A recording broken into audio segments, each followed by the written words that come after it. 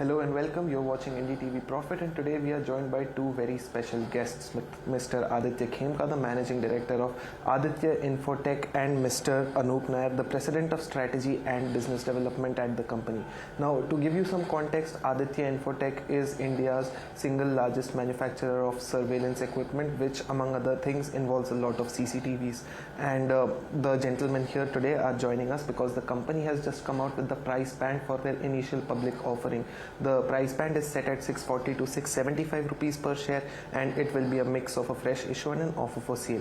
Now, the fresh issue is worth 500 crore with the offer for sale component being of around 800 crore rupees, with the promoter group participating in the OFS. Gentlemen, thank you so much for joining us today. Thank you. To begin with, I would like to ask you the easiest question first, which would be on the fresh issue. So, the 500 crore rupees, how do you plan on utilizing it? I know a majority of it is set aside for debt repayment, but if we could further break it down for us. Yeah, I think so. First of all, thank you very much for having us, Agnidev. And the primary issue for 500 crores, we are largely utilizing for debt retirement. The idea is to make the company debt-free post-IPO, and the balance will be for general corporate purposes. And once the debt is repaid, what's the growth journey forward going to look like? Yeah, so let me tell you a little bit perspective about the journey so far and how we look at it forward. So our brand CP Plus is the largest CCTV surveillance brand in the country, and we've been last 15 years developing this industry like an evangelist of the CCTV industry in India. I think the brand is synonym to CCTV. Our marketing campaign Upar Wala Sab Dekh Raha Hai is resonating very well with the technology. We continuously have been investing in our training education of this industry to the dealer distribution network. We will continue to do so moving forward. The Indian market, as we speak today, is still highly underpenetrated. There's a great opportunity in all segments of the market, be it government or enterprises or even the home sector. So CP Plus stands committed to develop this market and continue to expand the penetration of this sector. Right. My next question would be the various countries you import your supplies from. So I was going through your RHP, and imports from China have significantly gone down on a year-on-year basis, both for the company and AIL Dixon. So what has led to this reduction in imports from the country, and how has that affected your business? So our company has been, aligned very well with the Government of India's various initiatives. When the Make in India started way back in 2015-16, we went up setting up one of the largest plants in the country. And today our plant is the third largest in the world in manufacturing and the largest capacity outside of China in the single place. So that's something under the Make in India initiative. And when the Prime Minister initiated the Atmanirbhar campaign, we took a conscious stand to shift our supply chains from the neighboring countries to a more trusted supply chain, to have more cyber security in our offerings to the customer. And we've, over the past few years, shifted most of the critical components outside of China to different countries. So which other countries have you moved the supply chains? So largely the supply chains are now focusing on Taiwan, because that's the largest fab base worldwide, some American companies and some Singapore companies. It's part of a larger initiative to localize further, and like he was mentioning, we have invested deeply into R&D. So we have almost 150 plus people in our R&D facility in Noida, and we just opened one more R&D facility in Ahmedabad. Right. So there has been a government initiative a government directive which came into effect in April again with respect to countries where you get your supplies from, and you've already said that we have been doing that long before the directive came into effect. So how do you stand to gain from this directive going forward? So I think Government of India has come out with a fabulous initiative and with the STQC certification that you are mentioning, which went live on the 9th of April.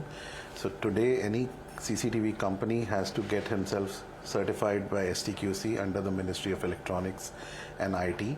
And this is a very stringent certification with the ethos revolving around cyber security.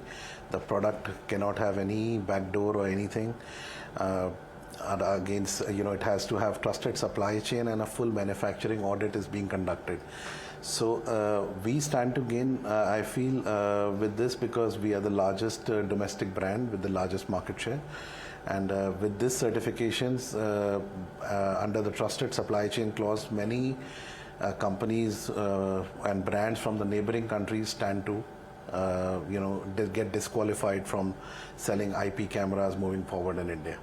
And I think we are best placed as we are the single largest Indian brand. We have the largest manufacturing capacity, the deepest R&D, and I think the widest distribution reach in terms of the cities penetrated or the number of partners that we built to. Right. My next question, since you will be a listed company within a very short time, I would like to talk to you about your relationship with another listed company, which is Dixon Tech. So you just bought over the joint venture that you had with Dixon, AIL Dixon, but you continue to be in partnership with Dixon for certain services in that plant. Right. Can you give us some color into what those services might be? Sure.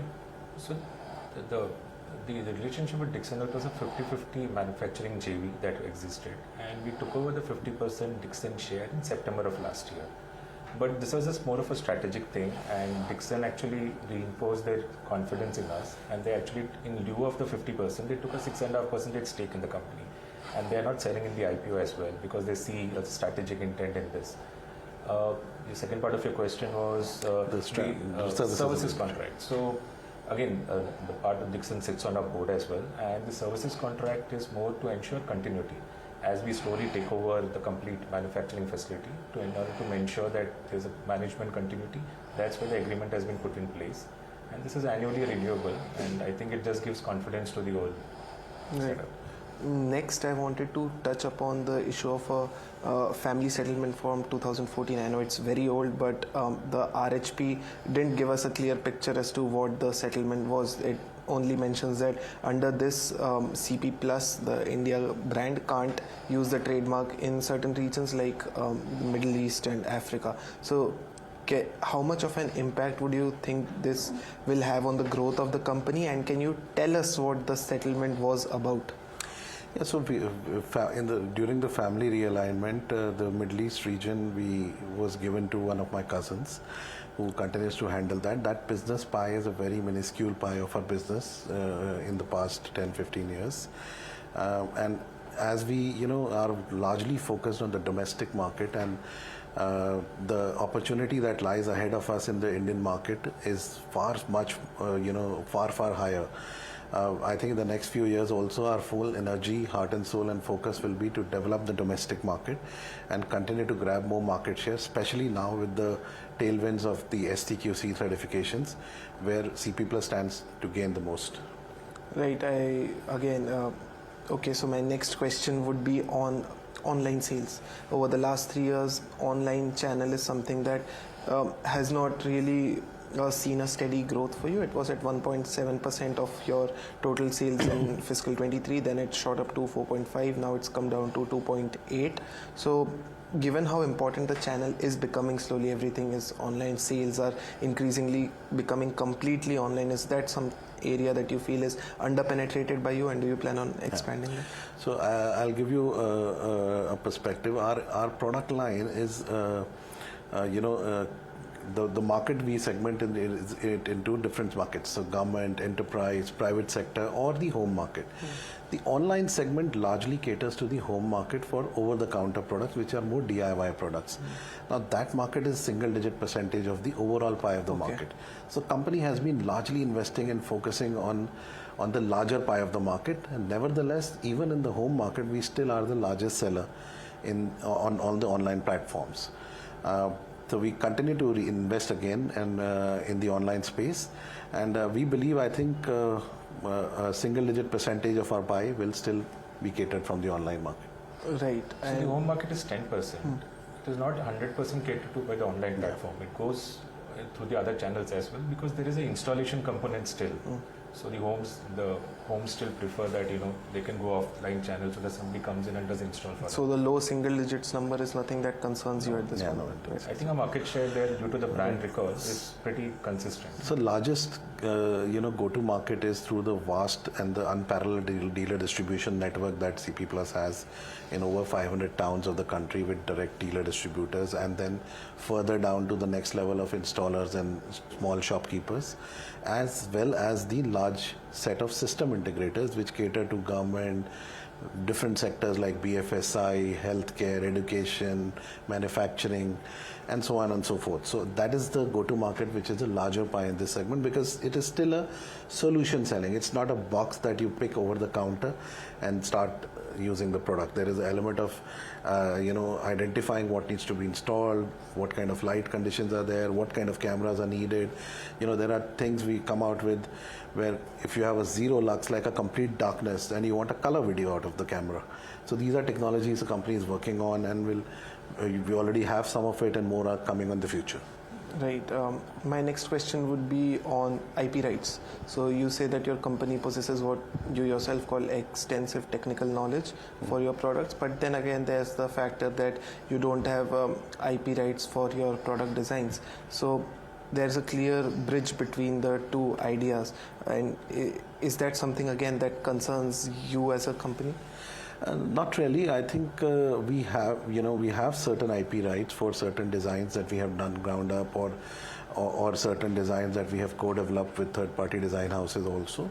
And as we speak, there are a lot of applications we have already filed, and we are working on it. And company has taken a conscious step that moving forward, all the designs that we do, we will keep possessing and applying for the IPRs for those designs. Right. And how many IPRs are currently under process?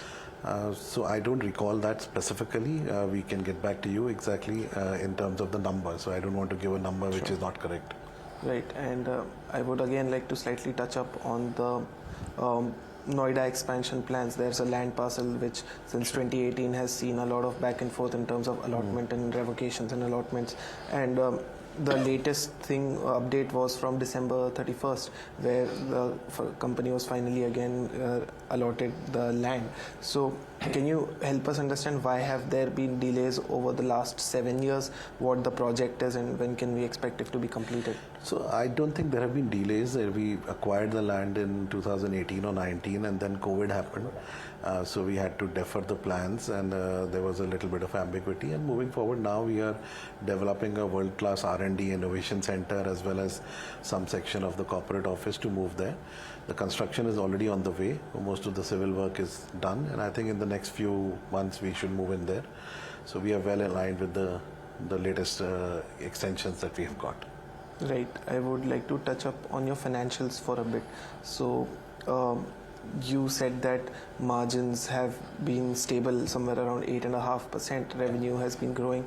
So can you give us a bit of a color as to what the growth has looked like, bottom line also, and why are the margins not ticking up since the last 3 years? So in terms of revenue, we clocked about 3,100 crores in FY25, and if you take a 2 or 3 year period, this is growing at a CAGR of almost 16%. And if you take a larger period, let's say FY19 onwards, including the COVID years, I think we still are growing at a CAGR of almost 21-22%, which is significantly higher than the industry growth. In terms of EBITDA, you are right. We are clocking somewhere between 8.2 to 8.4%. And as you see, we are focusing more on our brand. Like he was mentioning with the STQC guidelines coming in, there's tremendous tailwind. So the focus is growing in the own brand more aggressively. And I think once we do that and actually expand our reach, you will see improvements in the margin expansion as well. Also to add on, I think with more owned, localization, and with the new certification tailwind, I think this should have an upside, and we are constantly working on that. What kind of an upside are we looking at? I think the SEBI guidelines doesn't allow us to give forward-looking statements. I'll take that as an answer. Next question would be on the promoters. So there's a clear bullish sentiment on the company. I mean, fundamentally everything is in check. So why then is there an offer for sale component of around 800 crore? I mean, it's completely up to the promoters to decide when to sell and when not to sell, but why through an IPO sell off such a sizable chunk of what you already own in the company? Yeah, so see, the promoters have been fully involved in the business and putting every heart and soul in this company and building up this business over the last almost two over decades. And we feel we will continue to do so, and we continue to hold post IPO almost 77% of the company, which shows our commitment towards building this business even further to much scale, higher scale. A part of the OFS we are doing to just cover up some personal commitments, but largely the commitment over the business, the belief, the confidence is super high, and we will continue to build the business further. Right. My last question would be again on the pricing of the IPO, because today is the price band announcement. So at the upper end, it's coming somewhere around 30 points something. So do you think that leaves enough room for me as a retail investor to come in and join your growth story? Yeah. So I'll answer that. Maybe Anup can add later on further. See, this industry is a new industry. The company is a very unique position. The brand is the only brand known at the customer level. There is no nearest peer to us. We have a play right from design to manufacturing or distribution, brand, consumer, and moving on to services, like a full end-to-end solution. The price band has been arrived by extensive roadshows, meetings with investors, the bankers, their sound advice and guidance. And we've taken that as the right consultancy and arrived at the right price band, and we feel there is enough on the table for the retail investor to look at future growth. So that's my take. Yeah, so like he mentioned, it's a niche sector, it's a high growth sector, growing in high teens. We have been beating the industry growth rates, and we're the single largest brand, single largest manufacturing facility outside of China, possibly the only brand which is known at the last mile level, the most penetrated in terms of distribution reach, R&D investments. So in a lot of ways, it's a unique sector, a unique company, and there's regulatory tailwinds that are there now. So we think we're in a good spot. Right. I knew I said this would be my last question, but I just thought of one more. So if you would be kind enough. Please, I wanted to ask you about R&D and what kind of expense they entail from here, because you said you'll be going to increasing your R&D spend. So what kind of spends are we looking at? How much is that going to increase, and hirings, if any, on that front? So I think right now, as we mentioned, we are about 150-160 people. We will continue to expand this strength, and we believe that will be our core strength moving forward, apart from other distribution, manufacturing, other activities. We just opened a new R&D office in Ahmedabad a few days ago, and we'll continue to keep growing on that. In terms of percentage, it's hard to put a figure right now because the growth is also high in this, but that is one area the company will never compromise, and we'll continue to always keep investing on R&D. So what kind of personnel are you looking for? Hardware, software? Almost all areas. So we, now hardware designs, mechanical designs, firmware. You have software and firmware, you have moving forward video management softwares, you have AI and video analytics, which is going to be part of our lives as we progress, and it's already AI has been talked about by almost everyone on a daily basis now. So on all fronts we are having different teams, and they're working constantly and expanding it on a daily basis. Right, gentlemen, that was my last question. Thank you so much for taking the time. You've been very gracious with your answers. Thank you for having us. Thank you so much.